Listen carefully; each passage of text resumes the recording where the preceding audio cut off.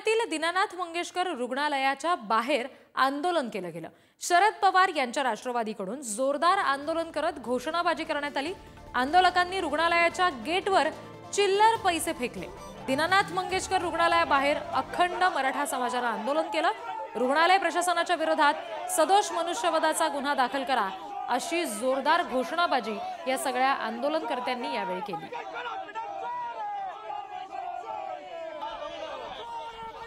आपण सध्या ही दृश्य पाहतोय, ही काही वेळापूर्वीची आहेत। पैशाची मागणी केली गेली आणि त्यामुळे आता गर्भवतीचा बळी या सगळ्यामध्ये गेला आणि त्याचाच निषेध म्हणून चिल्लर पैसे या आंदोलनकर्त्यांनी फेकले आणि या सगळ्या घटनेचा निषेध व्यक्त केला। पोलिसांनी यावेळी बॅरिकेडिंग लावून या सगळ्या आंदोलनकर्त्यांना अडवल्याचं आपण बघतोय। मात्र आंदोलनकर्ते प्रचंड आक्रमक होते। जोरदार घोषणाबाजी यावेळी करण्यात आली।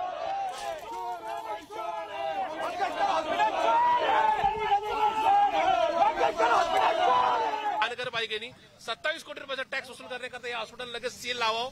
त्याचबरोबर पुणे पोलिसांनी गैसाज असतील, गोसाई मॅडम असतील किंवा कांगणे मॅडम असतील यांच्यावर सदोष मनुष्यवधाचा गुन्हा दाखल करण्यात यावा।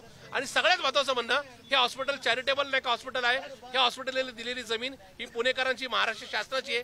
तत्कालीन मुख्यमंत्री मान्य शरद पवार साहेबांनी ही जमीन पुणेकरांच्या भल्यासाठी दिली होती, ती जमीन परत घ्यावी। अन्यथा मान्य मुख्यमंत्री देवेंद्र फडणवीस यांनी या जमिनीचे हजारो कोटी रुपये यांच्याकडून वसूल करून हे पुन्हा शासनाच्या तिजोरीत जमा करावे। प्रत्येक हॉस्पिटलला 10% राखीव बेड हे ठेवावे लागतात, ज्याच्यामध्ये गोरगरीब पेशंट्स असतील किंवा कमी उत्पन्न गटातले असतील यांच्यासाठी ते बेड रिझर्व ठेवले जातात।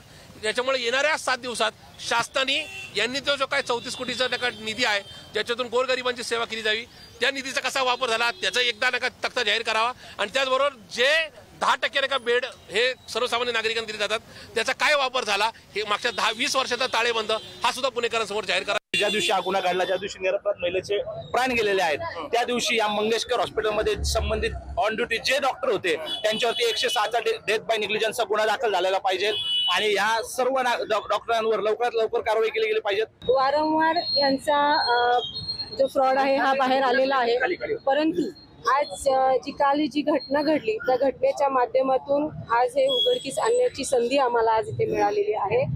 यांचा जो मुजोरपणा आहे हा थांबला पाहिजे। तात्काळ तिथले जे डॉक्टर्स होते किंवा जे अधिकारी होते त्यांच्यावरती गुन्हा दाखल झाला पाहिजे।